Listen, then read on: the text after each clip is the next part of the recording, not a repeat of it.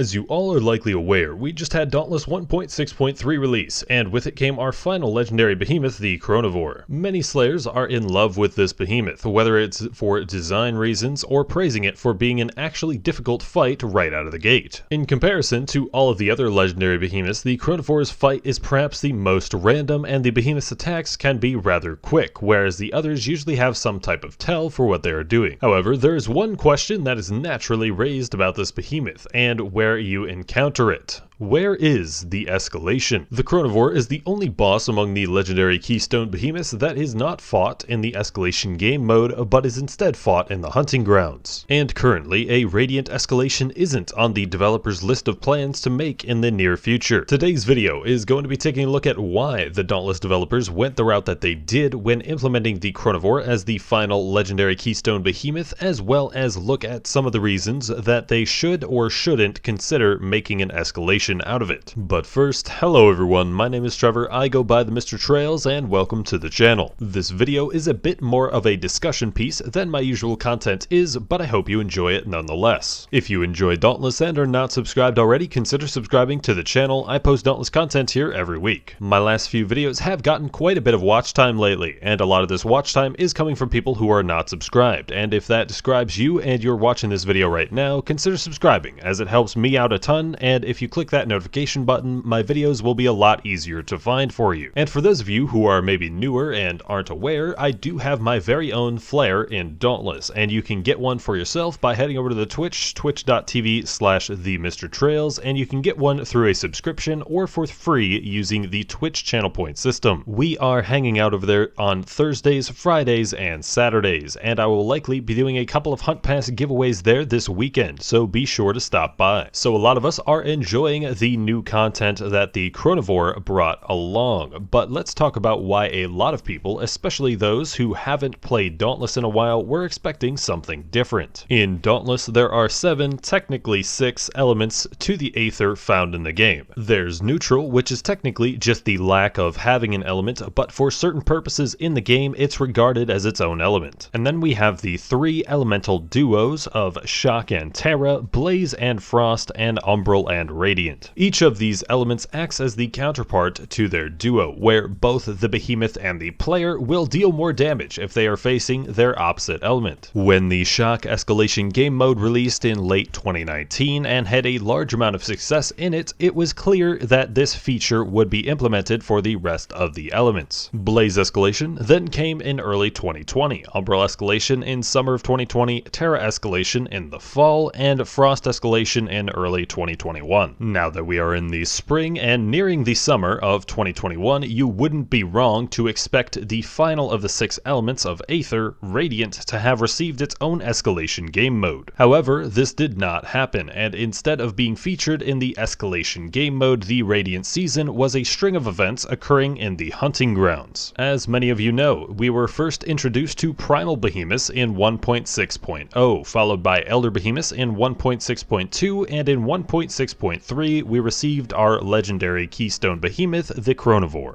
But why exactly did this design get favored over putting it into the escalation game mode? The developers have already stated their intent behind the process, even before the first pieces of it began to release. One of the reasons behind it was they felt that the escalation framework was too restrictive for some of the ideas that they wanted to implement. Seeing the results of what made it into the game, this is kind of easy to see where they were coming from on this point. We gained access to a progression system for both Primal and Elder Behemoths that gave us a skill tree where we could expand on new abilities introduced to the game. And this progression system wasn't locked to be exclusively in the single new escalation game mode like it would have been previously, but is accessible in all areas of play aside from the Island of Trials. The Perfect Strike and the Radiant Drone abilities being accessible in the hunting grounds and escalations makes the feel of grinding in those game modes a bit less bothersome. awesome and more interesting. And these abilities were actually pretty well balanced with one another and made it a decently tough choice to decide on which suits your playstyle and abilities better. And another reason that they chose to use the hunting grounds for the Radiant season as opposed to the escalation game mode is that the escalations have been the key content features for over a year, with a downside to them being one major content release, then nothing really new coming out for a while until the next escalation. With the Radiant season content coming out spread apart across the span of 4 patches, it did admittedly keep the updates a bit more interesting, and gave people a few more reasons to open the game sooner when they might not have opened the game until Radiant Escalation in its entirety would have come out. However, this different spin on how to encounter the new legendary behemoth leaves one burning question for a lot of people. Will we ever get a Radiant Escalation? Well, as I've mentioned, it isn't currently on the developer's list of things to be working on. However, on the latest State of Dauntless on Reddit, the question of Radiant Escalation was asked, and it's, quote, not off the table. So the idea of a Radiant Escalation is at the very least on the minds of the developers, no doubt because of the large amount of questions about why the content isn't in an escalation. But let's think about some of the reasons why the developers should perhaps consider making the Radiant season content into an escalation. Number one, and the main talking point that's been in the video so far, is completion. The developers were upfront about them not wanting to make a neutral escalation. However, the idea of the Radiant season content not featuring an escalation wasn't on the minds of the developers until late 2020. If someone were to ask why a certain element didn't have an escalation or legendary weapon before, the answer was simple, that it just hadn't come out yet. But now it requires the whole reasoning of the escalation framework being too restrictive for their ideas. To someone who might just be learning the game, the whole concept of they just didn't do Radiant seems a bit incomplete. And many veteran players, myself included, prefer the escalation game mode over the hunting grounds in general, and with this content being placed in the hunting grounds feels a bit as if the developers have turned their back on the game mode. And I would say, if it weren't for some of the joys I found in the escalation game mode, I probably wouldn't have continued to play Dauntless as long as I have been. Reason number two is the concept of choice in the content of the game. Something that has come up quite a bit recently is the concept of forced content on the player. Granted, the nature of the game has always involved forced content to some degree. It's come up rather recently due to the insertion of the Primal and Elder Behemoths into the hunting grounds. Players didn't enjoy that because of a particular update to the game. The islands they once knew and loved grinding on now had significantly tougher opponents, and this was only implemented on the toughest of the hunting grounds. With no way to turn off the Elder and Primal Behemoths, you are basically forced to either adapt to them or choose to avoid them at all costs. Now, you might consider the concept of having to get the legendary weapons from all of the other escalation behemoths forces players into the escalation content, and I would agree. But the developers are already addressing this sort of thing by bringing the Keystone Behemoth portals into the hunting grounds, which would then give you a choice of whether you want to fight the other escalation bosses in escalation or in the hunting grounds game mode, which would then leave the Chronovore as, again, the only legendary Keystone Behemoth that you wouldn't be able to have this choice on. And another reason that a Radiant escalation should be considered is heroic escalations. The developers aren't done with escalations just yet. They are going to be adding heroic versions of potentially threat level 40 to 80 into the game, meant as a very endgame test of skill. And these escalations are going to be harder spins on the already known escalation bosses, not only making them harder to get to, but harder to fight with once you're there. So we will be able to face the harder versions of the other 5 elemental keystones, but again, there's the issue of the Chronovore being left out of this. If, for any reason, you actually wanted to fight a harder version of the Chronovore, because it honestly is a pretty difficult fight to get the hang of. But I think that just for the polish and feel of completeness to the game going forward, that Radiant escalation should become a thing eventually. It doesn't have to be by the end of the summer or anything, or even by the end of the year, but it should happen at some point in time. But let's take a look at some of the reasons perhaps why the developers shouldn't work on this, at least not right away. Number one is, to be fair, they have been working on escalations or these keystone related content for nearly 2 years at this point. I feel that the content we did end up getting was a bit more inspired because the developers were making something different for a change. As much as forced content for us might be an issue, being forced into doing something in particular at your job isn't a very good thing either, and this can often lead to when you're doing that job, the end product suffers because you might not enjoy that specific thing you worked on. Reason number 2 is other content. The developers are going to be kind of free to work on whatever content they want to, both for early and endgame. They do have a plan of what they are going to work on for a while, including weapon retooling, returning a behemoth that has been out of the game for a long time, and some other things as well. And there's going to be a bit of that excitement of you don't know exactly what their next big project will be unless they tell you something about it. Number 3 is bug fixes. Dauntless has probably in the hundreds of bugs, most of which being very minor, but some of which are major and the developers don't even recognize as existing even if they've been told about them constantly. But there's a lot of those smaller bugs and finer details that people have been pointing out in the game for the longest time. With this large selection of projects in the Legendary Keystone behemoths out of the way, they could at some point choose to stop working on some of those new content plans and just decide to try and bulk bug fix some things. To someone who knows a lot of these bugs, it kinda just seems like the solution has been, if they can't figure out how to fix the problem, or they can't even get the problem to happen for them in the first place, they'll just completely change the game to make that problem involved go away. But at the end of the day, I would like to say that even though we will be getting new and potentially unexpected content, that I do at some point want to see the developers finish all of the elements and bring Radiant Escalation to the Shattered Isles. I would like to thank you guys for watching, and if you enjoyed, consider leaving a like on the video. And if you enjoyed Dauntless and are not subscribed already, consider subscribing to the channel. I post Dauntless content here every week. To stay up to date with my content both on YouTube and on Twitch in the best way, as well as to keep up with any potential giveaways I'll be doing, join the Discord server in the description. I manually make a post whenever I do anything content or giveaway related. I have been Trevor, I go by TheMrTrails, and I will catch you guys next time.